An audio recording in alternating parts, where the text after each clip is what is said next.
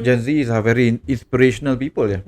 Gen Z belajarlah entrepreneurship biar tahu gimana caranya making money. And the problem dengan orang pintar tuh, naturalnya kalau dia lebih pintar, dia akan lebih malas. Creatively lazy. Menurut gue Gen Z itu bukan generasi instan dia bilang, tapi generasi cepat. Gen Z kamu bisa kok jadi intan berlian ya, cantik luar dalam. You decide yourself ya. To do. Salam dulu, respect banget. Semangat. That's aku what dengar. I'm trying. 1, 2, 3, 4.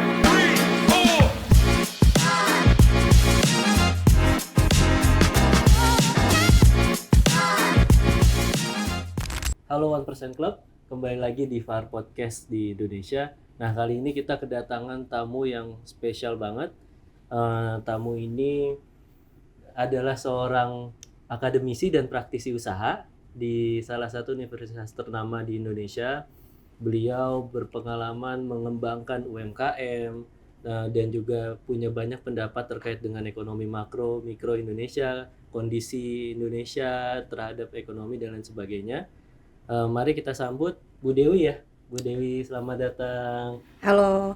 Bu Mohon Dewi. maaf nih suaranya lebih seksi dari Iya, biasanya. lagi seksi Iya. suaranya nih, mantap. Ya, hilang suara dia, malah masih datang ya. Masih semangatnya luar biasa ini. Karena topiknya tuh Menarik ya. menarik sekali, jadi saya nggak bisa resist. Oke. Hmm. Semoga nanti kita bisa ngegali insight yang menarik lah dari Iya. dari podcast ini. Nah, Bu Dewi kalau diceritakan nih, ternyata Bu Dewi selain mengajar sebagai dosen, itu founder juga ya Bu ya, Iya. education platform, nggak cuma satu tapi dua, Dua. dan dua-duanya fokusnya ke UMKM. Entrepreneurship education. Wah, mantap. Satu Jadi sebenarnya namanya UMKM Indonesia. UKM Indonesia.id. Iya. Satu lagi Tumbuh. Bedanya apa Bu? Tumbuh.id sama UKM Indonesia.id? Yang satu untuk learners yang baca, tipe baca kayak saya. Oke. Karena di ukmindonesia.id itu isinya artikel bacaan. Oh. Nah, yang satu untuk yang nggak suka baca, sukanya video. Nah, kalau tumbuh.co.id itu video. Jadi kalau misalnya teman-teman tuh belajar di YouTube gitu ya, itu kan belajarnya perlu skill, karena perlu milih dengerin channel mana, itu satu. Betul. Yang kedua, flow belajarnya ngatur sendiri kan, urutannya belajar ini dulu atau ini atau apa. Ya. Nah, kalau misalnya belum bisa punya kemandirian belajar seperti itu, saya sih rekomen belajar yang terstruktur. Ya, nah Tumbuh itu mengisi itu. Jadi daripada belajar di YouTube, kalau kamu tipe yang masih banyak bingung ya, Ya. masih Indecisive perlu gitu ya. iya masih indecisive, bingung, yang mana dulu ya, mendingan gue nanti belajar ini. Nah, kalau di Tumbuh itu per tema itu kita step by step, tema-temanya udah kita susunin gitu. Ada kuisnya juga, dan sejauh ini kami masih jadi satu-satunya platform belajar online yang full gratis aksennya, Luar biasa. dan bisa tanya jawab ke chatbot kita, ada icon WhatsApp-nya, masih sanggup. Tapi pertanyaannya sebetulnya kenapa Bu Dewi tiba-tiba kepikiran untuk membuat, maksudnya ini kan satu education platform, lawannya UKM pula yang kita kan tahu kadang-kadang UKM juga kan aksesnya mereka masih berpikir untuk yang penting survive dulu deh gitu. Nah, terus Bu Dewi ini berani untuk yuk kita bikin, yuk bismillah bikin ini gitu. Pertama nggak tiba-tiba sih. Oh, nggak tiba-tiba. Pertama nggak tiba-tiba. Kedua itu karena saya tuh sedih sebenarnya. Maksudnya saya tuh sedih, orang Indonesia tuh kok duitnya dikit banget gitu. jadi saya tuh kayak apa ya, kita itu secara potensi itu dari kecil disirami dengan narasi nih, mohon maaf nih Pak ya, wah Indonesia itu negara yang kaya dengan sumber daya alamnya dan lainnya. Nilai ekspornya aja itu hampir setengah dari nilai ekspornya Singapura yang sekecil ini ya, Indonesia segede ini. Tingkat pendapatan per kapitanya itu 1/12 dari orang Singapura. Nah coba, itu salah Singapura atau salah kitanya yang goblok? Kalau menurut gue ya kitanya yang goblok gitu. Nah, sistem edukasi formal itu menawarkan solusi edukasi yang ternyata tidak kompatibel sama kondisi rakyatnya gitu. Termasuk dalam dunia UMKM juga, makanya that's how I start tumbuh. Karena ibu-ibu usaha mikro ini kan dia ngurusin cucian, popok anak, Betul. antar jemput sekolah anak, sampai jualan sehari-hari. Iya. Nah kalau disuruh sama pemerintah daerahnya ikut pelatihan 2 hari, harus datang ke TKP venue tertentu di hotel atau di mana yang jaraknya mungkin 40 menit dari rumah. Nah mungkin nggak dia mengakses kesempatan itu? Kan nggak mungkin. Betul. Walaupun diganti uang transport. Kadang-kadang pemerintah ada tuh yang Iya. ngasih ganti uang transport seperti itu. Tapi kadang-kadang secara waktu dia mungkin masih nggak masuk akal juga nih gitu ya. Karena bukan hanya dari sisi biayanya ke sana bolak-balik, terus mungkin harus nitipin anak-anak mereka.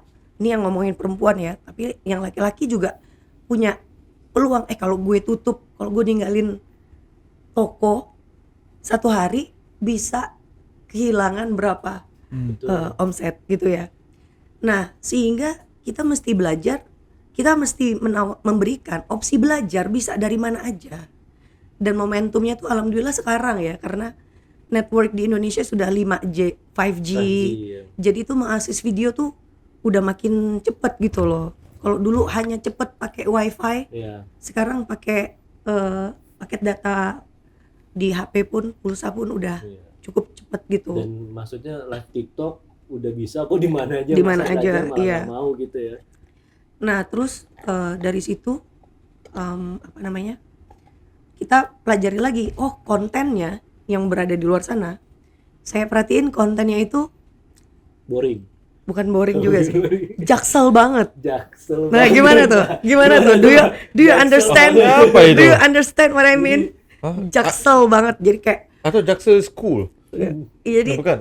Terlalu beda level kelasnya tuh. jadi udah terlalu kalau beda. ngejelasin entrepreneurship tuh kayak banyak term bahasa Inggrisnya, contoh-contoh kasusnya dan lain-lain, sehingga teman-teman yang di skala mikro ini sometimes udah minder duluan, atau mungkin ya ini nggak relate sama gue jadi males melanjutkan pembelajaran. So Nggak sekufu gitu lah, Iya, nggak setara, iya, jadi iya. rasa inferior gitu. Yeah, Oke. so I work really hard in creating the content. So, jadi bukan hanya the platform itself, but also the content. Jadi kontennya itu kita bikin seinduktif banget. Jadi kesannya kayak video 5 menit gitu ya. Iya. Tapi bikin skripnya tuh bisa Berapa jam sendiri? Bisa Berhari-hari 2 kali minggu. ya? Wah. karena I feel interview your dulu. pain. Ya. dedikasi di balik layar Karena- itu ternyata. Harus interview dulu yang punya cerita. Yang punya cerita itu mesti dari kalangan mereka sendiri. Jadi Betul, milih betul. talent dulu. Terus kemudian interview mereka sekitar 2 jam, 3 jam. Nah, dari 3 jam interview itu kita ekstrak sebenarnya yang super dagingnya itu, yang wagyunya itu yang mana. Ya kan? Terus ini bisa jadi 3 video kah, 4 video kah? Nah, terus saya sebagai editor memastikan itu semua tertulis dengan baik gitu ya. Terus divalidasi lagi ke narasumbernya. Kalau narasumbernya kebetulan saya, ya saya lah yang divalidasi. Tapi kalau misalnya mitra pelaku usaha, ya divalidasi lagi. Ini cara kami menuliskan ceritamu, apakah Sesuai nggak? sesuai atau tidak. Gitu. Karena kita podcast seperti ini sangat diperlukan untuk teman makan, untuk teman apa Di misalnya jalan, lagi di perjalanan macet, gitu ya. Tapi untuk teman-teman yang kelas bawah, yang paket datanya Sangat terbatas, ya. sangat terbatas. Paket datanya itu terbatas. Kita mesti empati juga. Ya kalau lu bisa deliver daging dalam 5 menit, kenapa lu harus deliver 1 jam? Wah, Nah, quotes yang bagus itu. Jadi- Wow. Bagus banget. Wow. that's what I'm trying to do. Pakai gaya Jaksel nih. That's what I'm Salam trying to dulu, do. salam dulu, respect banget. Semangat. That's aku what dengar. I'm trying to do Semangat. with Tumbu gitu ya. Mantap. Berarti benar-benar. Tapi kalau di Tumbu nggak gitu ya, nggak ada konten kayak gitu. Tapi benar-benar ya, Bu, berarti pain point-nya benar-benar diekstrak sampai akhirnya kan jadi Jaksel juga tuh pain point kan. Nah, Jadi benar-benar dari pokok masalahnya diekstrak, di squeeze abis ya sampai akhirnya tumbuh satu konten yang di balik layarnya itu juga prosesnya ternyata iya. nggak gampang itu gitu. Semua Betul. benar-benar itu. Luar Dan biasa apa loh. namanya, so far kita dapat testimoni bagus itu Positif. kayak gitu. Karena saya tuh pengen apa, kalau saya diajak orang roadshow gitu ya, roadshow ke 10 kota, macam band aja ya, macam roadshow gitu, suruh ngelatih. Paling Macam berapa dewa. orang dapatnya? Band dewa. 19. Ya, berapa orang sih dapatnya? Betul. Bener gak? Nah, tapi banyak orang bikin konten online itu apa ya, kayak nggak ngerasa diajarin sama orang di dekat dia. Nah, Betul. experience kayak berasa belajar langsungnya itu yang kita tuh susah gitu. Susah. Iya, jadi kayak misalnya milih pertanyaan pemantiknya, kuisnya gitu. Itu yang kita pikirin. We work really hard on the content. Saya lumayan yakin soal itu sih. Tapi ini kita baru ngomong pembahasan aja pertama aja udah langsung daging banget nih. Iya, jadi Gen Z belajarlah entrepreneurship biar tahu gimana caranya making money Nah, belajarnya di tumbuh.co.id. Gratis dari WhatsApp marketing, inovasi produk sampai mau ekspor go global. Atau kalian tipe patriot yang pengen make money sekaligus make impact, wes. Wih. Udah ada juga paket kursusnya di sana. Bagus. Ya, bisnis lestari kata kuncinya. Itu Bisnis juga. lestari itu Iya. tagline-nya tumbuh. Ada paket kursus Oh, ada yang kita paketnya. bikin namanya bisnis lestari. Bisnis lestari. Jadi triple bottom line. Oh. Ya, people, planet. People, planet sama Profit, profit. ya. Ngeri. Tapi sebelum kalian ketiga profitnya, fokus ke profit dulu aja. Oke, benar. Jangan ala-ala deh, jangan. Jadi yang bisnis lestari itu Sustain biasanya dulu, biar yang perutnya sustain udah dulu. kenyang Betul. gitu, baru belajar itu gitu ya biasanya. Benar. Kalau yang masih Awal-awal mikirin bingung. gimana nih nyetak omset ya, ambil WhatsApp marketing dulu aja atau digital marketing dasar dulu aja. Iya. Jangan menyelamatkan dunia hingga nggak mampu bayar gaji karyawan ya. Iya. Iya. Besoknya nggak makan, Iya. meninggal juga ujungnya. Tapi ini menarik Bu, maksudnya ternyata Bu Dewi in a way bergerak juga di educational platform. Nah Pak Faizul kan juga sebetulnya di Malaysia, wah kalau Bu Dewi kan UKM ya Bu ya. Nah kalau Pak Faizul ini di Malaysia dengan Far Capitalnya itu membangun education platform, tapi memang fokusnya tuh ke properti ya Pak ya, It's more financial education. financial education. Dan properti itu salah satu mediumnya aja. Cuma untuk properti itu kita bisa hack. But the basic G's-nya itu perlu ada financial education. So jadi kita tuh menggunakan properti itu sebagai salah satu medium aja. Karena ini sangat menarik sih, karena ini remind me of what we did waktu COVID ya. So waktu COVID tuh we realize that waktu bulan 2 itu before lockdown tuh kayaknya Malaysia tuh akan ada resesi. Dan satu dunia lah akan ada resesi karena kalau udah ditutup border, orang nggak bisa fly, orang nggak bisa keluar rumah, Iya. ekonominya nggak akan jalan. Dan waktu itu bila we did the math, kayaknya 50% of the family itu akan jatuh ke paras kemiskinan. Ya, so that was how bad things are, because we predict double unemployment, minimum, no business shutting down and all of that ya, kalau without government intervention. Jadi kita tuh waktu itu, and you know brand butter itu kita tuh buat event ya untuk rekrut klien. Nah event udah nggak bisa buat, Karena venue tutup semua juga. venue pada saat tutup itu. semua. So jadi kita tuh pikir, I remember at that point of time we did a town hall with my team and I told them cash flow kita cuma bisa tahan cuma 3 bulan doang, right? Iya. Ya kalau ya 3 bulan doang, I need help. Kita tuh akan bayar gajinya separuh lagi tuh kita akan anjak, bukan dipotong, kita akan anjakkan di waktu yang kita bisa. Dan we will move everything online ya. So mujur juga waktu itu kan ada pembebasan pembayaran lah. So, jadi untuk 6 bulan nggak perlu bayar apa-apa bank loan ataupun. So jadi masih aman ya walaupun gajinya cuma separuh. Right? And then we decided if we cannot recruit client, ya udah kita ajarin orang aja Malaysia gimana mau menghadapi recession secara percuma, gimana mau tukar hutang yang mahal nih kepada lebih murah, gimana buat debt consolidation, gimana bisa buat extra income dari rumah. Dan itu apa yang kita buat per minggu tuh 2-3 webinar. So at the peak itu mungkin karena orang terasa ya keikhlasan kita mau ngajar semuanya free dan nggak bisa buat apa-apa juga ya, di rumah doang ya semuanya. Iya. kita punya peak itu webinar tuh live tuh kita bisa buat tuh 12.000 orang live Mantap. waktu, dan kita free, and as a result kita tuh dapat 15.000 klien over 2 tahun karena bagi dulu ya, ngajarin dulu for Iya, free, iya, dan iya. Indian people tuh mungkin ya Ingat. Tuhan juga Iya, kan iya. kayak gitu kan, kita bantu orang dan rezeki kita juga makin murah. Ya, walau kita nggak pernah ngomong ngambil klien ataupun apa, orang terus tanya tiap minggu, gimana bro mau jadi klien lu, gimana, karena udah ajarin percuma gitu. So kita sometimes for example macam one of the business principle yang kita ada tuh, we have to build a business yang bisa make money ya, karena without money you cannot pay karyawan dan apa semuanya. Iya. But one of the key consideration is that how is this business akan bisa bantu orang. Dan kalau bisnis kita tuh cuma bisa buat uang tapi nggak bisa bantu orang, kita tuh nggak mau. Karena what I realize here is that especially when you hire Gen Z, Gen Z is a very inspirational people ya. Yeah. They don't want to do a work whereby aku cuma bikin uang tapi aku that's it. Yeah. Yang bikin kaya bikin bos aku doang. Yeah. Bawa Lamborghini ataupun Ferrari, aku masih bawa sepeda. Right? So jadi kalau if they work on something meaningful, impactful and helping other people, kayak beyond just the salary, they accomplish something in life juga, membantu gitu. So Saya ya, pikir di Indonesia Gen Z-nya kayak gitu juga. Inspiring juga.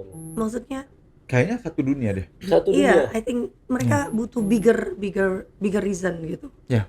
Karena perusahaan-perusahaan besar pun yang gajinya gede-gede itu tetap kena resign turnover by Gen Z itu Tinggi. lumayan tinggi juga. Nah terus perusahaan saya sendiri nih, alhamdulillah banget ya. Tim saya ini kan skala usahanya masih small lah ya jatuh ya kalau pakai kriteria Indonesia gitu. I have several Gen Z dan itu lama-lama aja. Lama-lama aja Jadi mereka sama sebetulnya saya. lebih ke gimana kita inspire mereka melihat bahwa ada something big yang lo sedang kerjakan nih di sini Iya. gitu. Dan sebenarnya energi vision itu katanya yang menarik mereka untuk Yeah. pengen gabung. Jadi they buy the vision. Dan nggak bisa dibuat-buat gitu kan sebetulnya. bisa dibuat. You have to be Memang- genuine. Iya. Because I think our Yeah. workforce out of almost 200, kayaknya almost 50%, if not more than 50% are Gen Z. Iya, betul. Waktu kita hire. Dan they actually striving juga yang di company-nya. I mean our turnover is pretty low. People don't want to leave. Iya. You know. Iya. So yeah, I think we are quite lucky because we found a mission, Iya itu. a good mission that pays okay, right? Enough to pay people well juga, but at the same time it's meaningful and they see life transformation ya. Orang ini tiba-tiba ngucapin terima kasih, makasih Faizul, dulu aku utangnya banyak, sekarang utangnya udah nggak ada, mobilnya udah bisa dibayar. Ada orang nih, makasih bro, aku belum pernah lihat uang segede ini di account aku kan. Ada 300 juta. Lepas beli rumah ya dapat 300 juta. Nah, aku bisa antar papa mama aku ke umrah. Alhamdulillah. So bila mereka tuh lihat ya misi-misi Yeah. gini kan, wih, jadi semangat nih. Benar. Udah dimaki hari ini nih ya udah. Baterainya udah full kembali. Iya. Ya.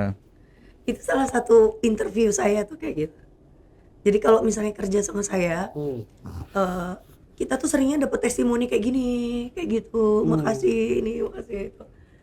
Nah, tapi mungkin secara uang mungkin nggak, ya di UMR sih bisa bertanding lah, pasti lebih bagus gitu Iya. ya. Tapi kayak kok ditawarin sama yang Perusahaan consulting yang multinational company. multinational pasti enggak lah gitu kan.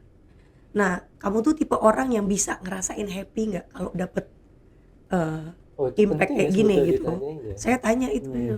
Penting tuh sebetulnya. Kalau misalnya kamu nggak peduli sama yang gini-gini, mungkin nggak cocok sama Betul. organisasi kita gitu.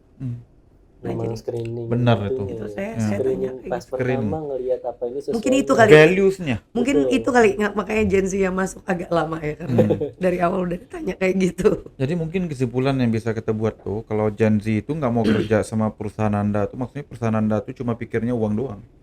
bisa Iya, jadi. Bisa jadi. Dan Ya. mulai Nggak ada disentil. inspirasi itu, nggak ada value-nya nggak benar, nggak ada inspirasi nggak benar, nggak Cuman bantu kerja, siapa-siapa. kerja gitu. Ya, kerja doang. Ya, jadi nggak ada, ya turnover-nya pasti tinggi. Nah ini Ini sekalian nih kan Pak Faisal, Bu Dewi, kita kebetulan udah langsung bahas Gen Z, which is juga adalah tema kita hari ini kan. Ya. Kita pengen membahas nih yang kita lihat kan kalau di luar yang lagi berseliweran nih Gen Z itu Gen Z ya, itu benar-benar jadi victim ya, atau yang disalahkan gitu. Banyak banget konten yang bilang bahwa wah ini orang gue habis nge-hire Gen Z nih, tiba-tiba dia udah keluar, gue udah kapok deh nge-hire Gen Z. Terus di satu sisi juga gila, Gen Z tiap hari jajan nggak mikirin masa depan. Terus dikasih berita lagi Gen Z ini, Gen Z begitu, nggak mikirin rumah lah, nggak mikirin apalah gitu kan. Dan akhirnya kan tadi pas kita ngobrol-ngobrol sedikit, kita jadi berpikir gitu, apa sih sebenarnya nih yang terjadi dengan generasi Gen Z ini nih? Apakah benar stigma kita yang bilang bahwa wah mereka nih generasi yang kesini makin males, maunya instant gratification, atau kenapa nih sebetulnya sampai akhirnya tercipta? Kalau ini kan sebetulnya udah sistemik ya. Kalau kita bicaranya ini udah stereotip nih, berarti kalau stereotip mayoritas merasakan seperti itu gitu.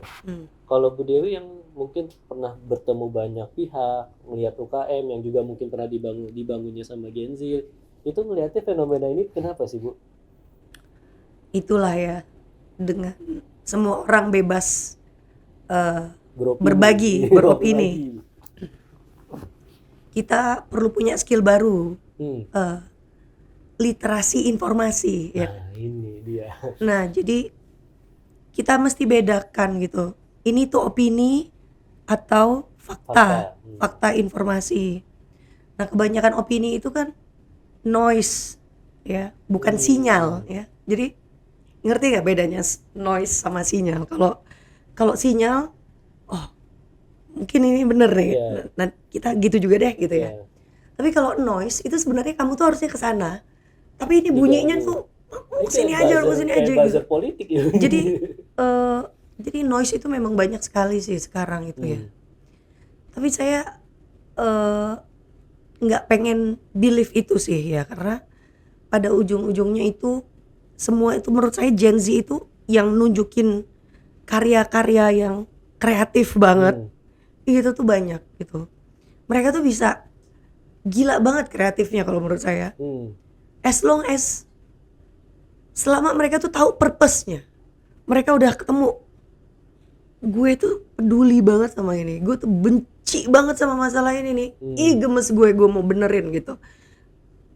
Dapat itu, udah itu, nggak perlu dosen. Unstoppable. Iya, nggak. Jadi sumber informasi banyak gitu ya.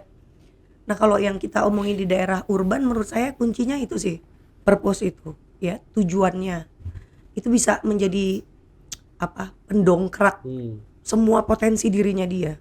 Nah cuma kalau yang di rural, yang di daerah pedesaan, terus kemudian peluang-peluang tidak se-vibrant di kota seperti Jakarta gitu, nah mungkin mereka bisa jadi cukup cemas mungkin ya, insecure gitu ya.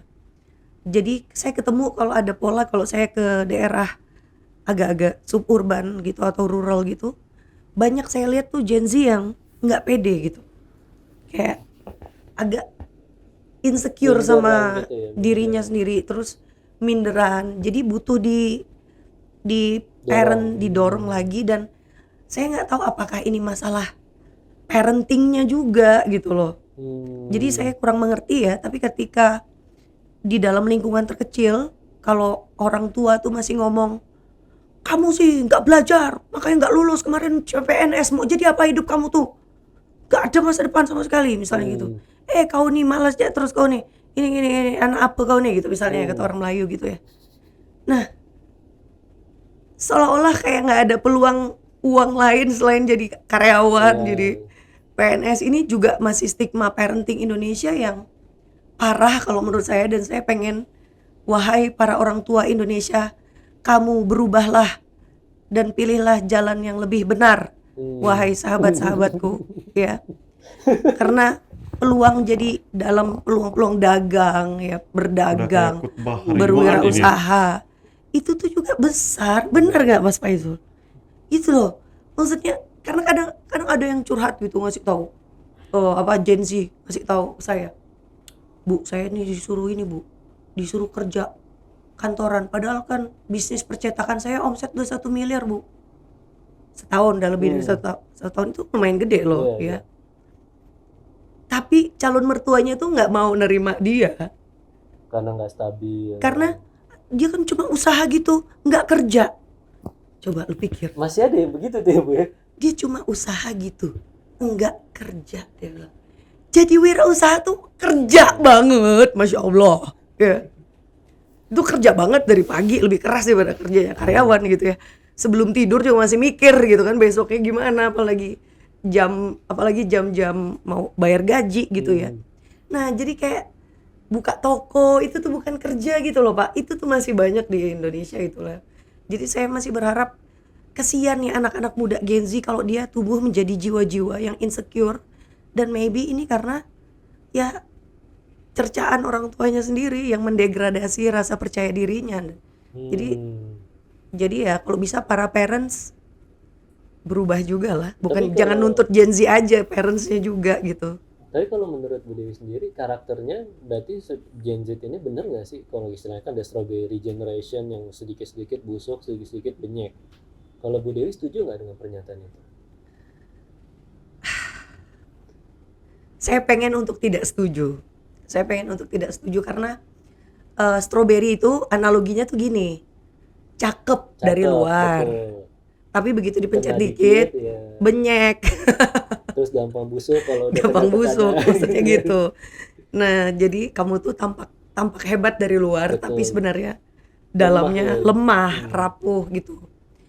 Nah mungkin ada benarnya itu ya, karena eh, banyak distorsi noise informasi tadi itu kan, medsos apa segala gitu-gitu.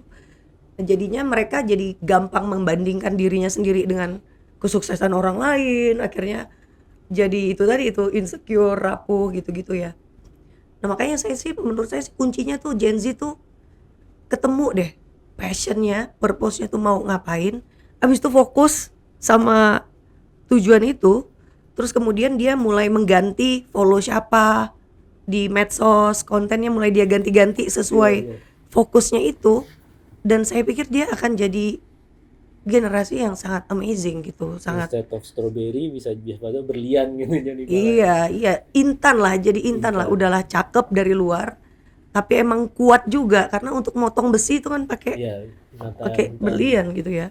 Nah jadi Gen Z kamu bisa kok jadi intan berlian ya, cantik luar dalam. Amin. Amin ya, Jadi itu luar harapan biasa. saya. Jadi jangan mau terima cap dari orang lain untuk diri kamu lah. You Bikin cap decide sendiri. yourself ya. Ngapain? Setuju nggak Gen Z yang ada di sini? Ya, mantap. Nah, kalau Pak Faizul gimana Pak? Setuju nggak tuh kalau kayak gitu? Menurut aku setiap generasi itu unik. Ya. Unik karena masalahnya berbeda, kondisi pembesarannya berbeda, ya. Jadi nasihat yang bisa, perspektif yang bisa dipakai oleh parentsnya tuh waktu mereka membesar tuh sebenarnya nggak bisa Nggak ditransfer, relevan, ya. nggak relevan, Hmm. karena waktunya berbeda, ya. Iya betul juga. So itu nomor satu. Nomor dua, menurut saya tuh Gen Z itu kalau dibandingkan umur 18 tahun Gen Z versus Gen Y versus Gen X, X. di umur yang sama, Gen Z hari ini jauh lebih pintar Hmm. because of availability of information, Betul, ya, betul. right? And the problem dengan orang pintar tuh naturalnya, kalau dia lebih pintar dia akan lebih malas. Dia nggak percaya I have to work 9 hours a day to go and accomplish the same result, karena ChatGPT bisa menghasilkan result yang sama dalam masa beberapa saat. Betul. So, jadi mereka tuh nggak akan bisa adopt the idea of whereby aku perlu bikin report itu over 5 jam. Hmm. Ya, so jadi itu nomor satu. So jadi pembesarannya tuh beda. Nomor dua, mereka lebih pintar. Yang pintarnya biasanya akan lebih malas. Mereka akan cari shortcut untuk buat kerja yang sama dalam masa yang 1/3 atau 1/4 atau even better 1/10. So itu kelebihan Gen Z. Hmm. So malas itu bukan sumpahan. Malas itu sebenarnya kalau Konsekuensi ya. tahu pakainya gimana bisa jadi kelebihan untuk Iya. PT-nya itu. Betul. Saya setuju banget sih. Ya.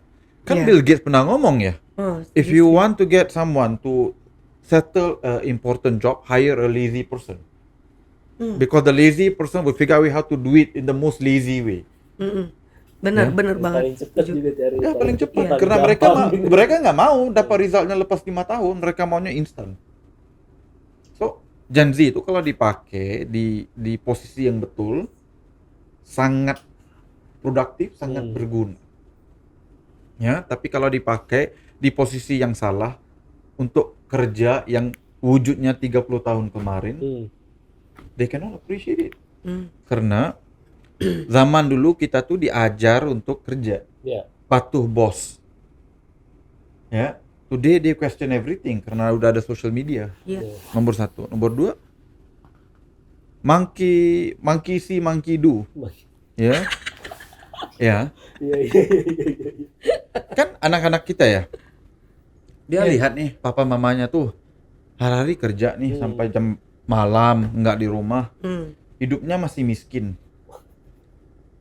Emang dia akan, Mengulangi hal yang sama gitu. kalau aku ambil nasihat daripada orang yang juga nggak kaya, gimana aku bisa tukar? Iya. Jadi mereka followernya siapa? Masa Orang yang lalu. udah kaya, orang ada mobilnya, udah keren, waktu umur 25 udah ada Mercy. Dia follow yang itu. Right? Karena mereka, my parents nggak kaya. Ngapain aku perlu dengar nasihat, kerja keras gitu kan. Ya lu kan kerja keras, tapi lu nggak kaya. Segitu-gitu aja gitu. Ya, Iya. mereka cuma nggak ngomong karena ya bukan anak durhaka ya. Iya. Tapi deep down itu karena at the end of the day, I look at my mother, I look at my father, I don't want to be them. Jadi kayaknya apa aja yang mereka suruh tuh aku kayak nggak mungkin ya. Ya. Iya. So for me today, like I have a very different situation. I have got a unique situation. I have a pretty decent job, pretty decent business. Kadang-kadang waktu aku tuh, lepak di cafe sama anak-anak aku, orang kan datang menyapa, ini Tuan Faizul, kamu yang gini kan, orang friendly mau ambil foto gitu kan. Oh mereka jadi penasaran. My dad is kind of cool ya. What do you do that for a living, So aku explain, oh ya kayaknya your job is better than mami. Karena maminya pulang kerjanya jam 8, ya. Jam 8 gitu kan. Dan papanya masih santai-santai bisa ngopi-ngopi gitu kan, orang datang ya, ambil gambar gitu kan. So and they want to look good, they want to make a lot of money and that's Gen Z. They are smart. Iya. So they are just smarter and you have to accept the fact that when you are smart you're also Critical. you're gonna be quite lazy and you will question everything. Iya. Ya. Aku bakal pengen bilang gini. Creatively lazy. Creatively lazy. Iya, creatively lazy. Maksudnya gini. Term yang bagus Jadi juga kalau tuh. misalnya bosnya Gen Y, si Gen Y ini terbiasa menyelesaikan suatu tugas tertentu dengan cara A, B, C, D, F, G, Iya. gitu ya. Terus mereka mungkin micromanage gitu. Betul. Ya. Ngebrief si Gen Z ini untuk menyelesaikan tugas yang Step by sama step banget ini. dengan step by step A B C D E F gitu. Nah si Gen Z yang lagi dengar briefnya tuh, ya lah gitu banget sih kan jelasin gitu doang, ya ampun gitu kan. Outdated Ribet banget. banget sih ini. Caranya nanti gini-gini aja selesai gitu. Bener. Gitu loh. Bener, Jadi bener. itu yang mungkin pengecap strawberry itu ya mungkin Gen Y yang begitu kali ya, nggak ngerti gue. Pemikiran I don't know gitu Yeah. ya. Nah sehingga jadi ngerasa lemah gitu. Bukan, jadi saya pernah berdebat sama teman saya, ada yang bilang Gen Z ini generasi instan gitu kan, ada yang ngomong kayak gitu. Terus ada teman saya nih, aku suka opininya, dia bilang, menurut gue Gen Z itu bukan generasi instan, dia bilang, tapi generasi cepat. Oh, iya, different, Gitu. different. Benar? Nah karena dia hidup di area di mana banyak pilihan teknologi, memang membuat banyak tugas yang dulu harus 2 jam, seperti kata Pak Faizul tadi, jadi bisa 30 menit.